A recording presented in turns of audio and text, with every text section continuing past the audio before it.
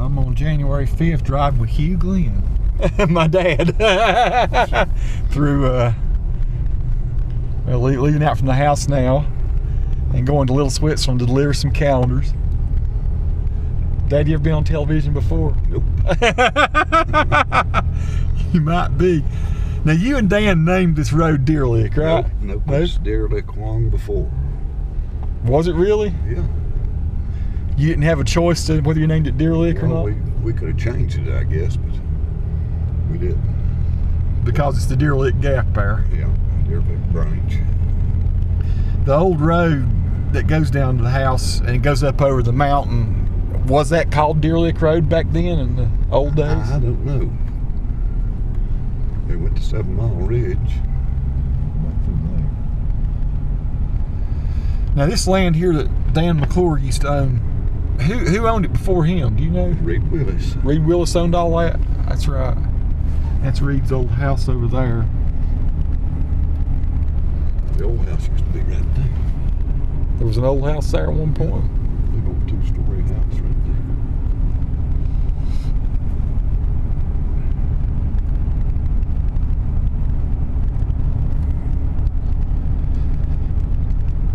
there. Now, when you were a kid,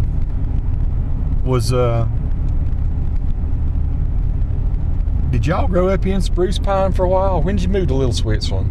In 43, I believe. So you're 5 years old when you moved to where Granny's house is. Yeah. I know, I was about 4, I guess. 42 or 43, something. Did Granddad Tony buy that land, or did he get it from... He bought it.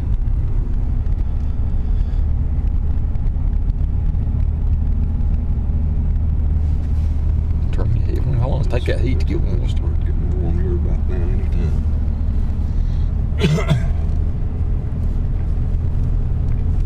Well, did Papa Ed always live up here when you were growing up and all too? When I was growing up, yeah, he used to live up here at Bearwater.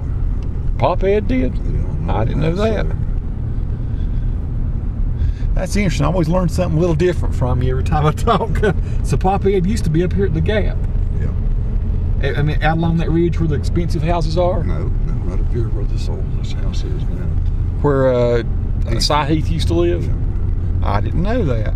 That's an old house there. Had a breezeway down the middle of it. The kitchen is one, and I think maybe one bedroom, and the living room and another bedroom on the other end. A big open breezeway went through between it.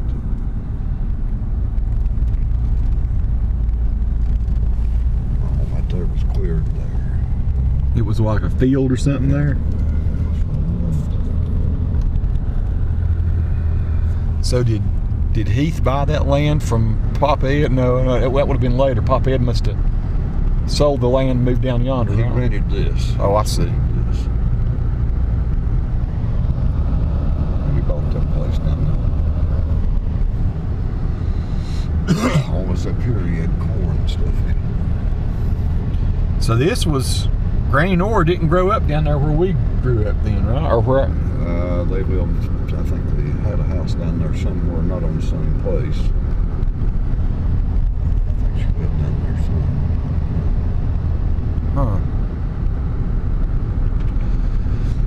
Now, I'm trying to remember right. You tell me, did you say that Granddad Tawny used to, you told me several things. Like you told me he sold Stark trees, one of the things he did. Yeah. But did he actually work in the mines there at Little Switzerland? Yeah, he did. Did he operate big machinery or something? No, they done it by hand back then. By hand? They had an old jackhammer, air compressor and a jackhammer. So he jackhammered feldspar and stuff out of those holes? He did. He worked. The last he worked, I think, was in I'm not sure about that. I think he worked in the old Glenn mine down there when it fell in. Kept mining in it. Went home one night and come back the next morning, the whole thing had caved. Caved in and you couldn't work there then? Didn't work there anymore. That's when it started filling up with water. Now, you or Dan or somebody told me that he actually had worked in New York City when he was young, right? I think he did, yeah. Seemed like Phil or somebody said that he had been a streetcar driver or something like that, or trolley driver. Yeah.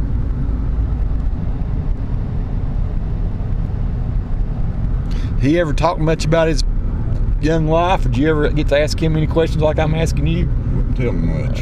Wouldn't he? Hard to get to know? Well, sometimes he would, and sometimes he wouldn't. Not a whole lot.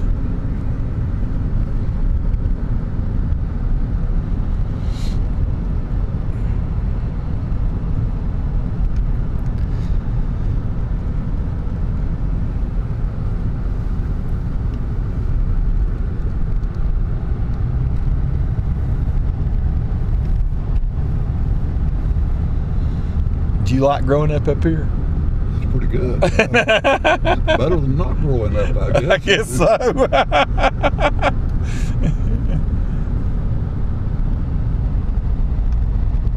Coming up on the post office, we're going to see if they'll mind us putting out calendars. We'll put them out either way, whether they do or not, won't they? Do you ever just, well, I guess we need to ask the postmaster lady, will she be here? I'll tell her.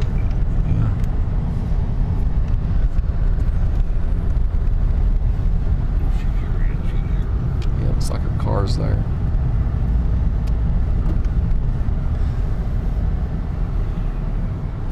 All right, we're stopping for a minute. I don't know. We'll go in the post office and see what's going on in here.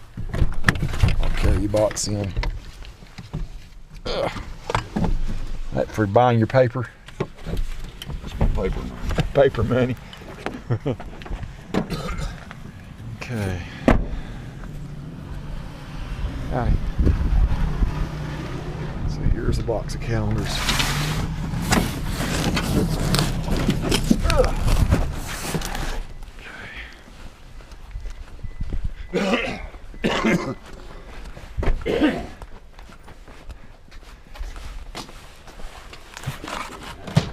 I'll tie it here a second.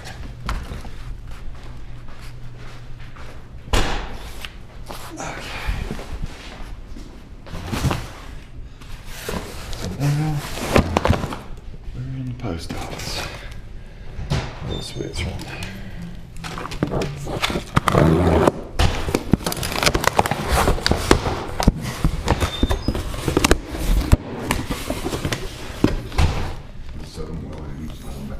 Guess I'll put them down here somewhere. I'll ask her. Looks like something somebody's gonna throw away, ain't it? Well, they maybe turn people gets it finished. Okay. She's in there. We can show them what we got. Give her one.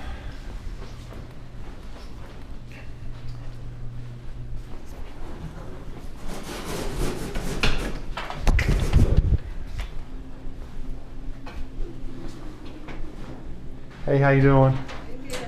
Oh, pretty good. I'm Tony. We usually bring these up here, some of them every year, so I just let you know that we put a box of them out. I think my dad usually puts out a box or two of them. It's just the calendar I make where I work in Morganton. Yeah, everybody likes them, so. Well, good. Yeah, that's one of my pictures on the front this year, so that's kind of cool. Right here? Yeah. That's pretty. Well, there you go. Hey, get as many as you want. I think I gave him 300, so he might be bringing some once, maybe when he runs out, he'll put some more out till people get what they want. All right.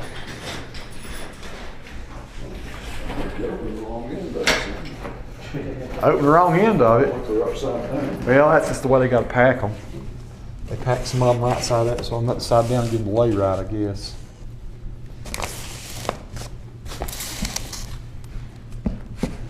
Sir, you need a calendar or anything? Oh, good deal. Right. Yes, sir. Hi, how you doing? Hey, how you doing? Peachy, I'm staying with you.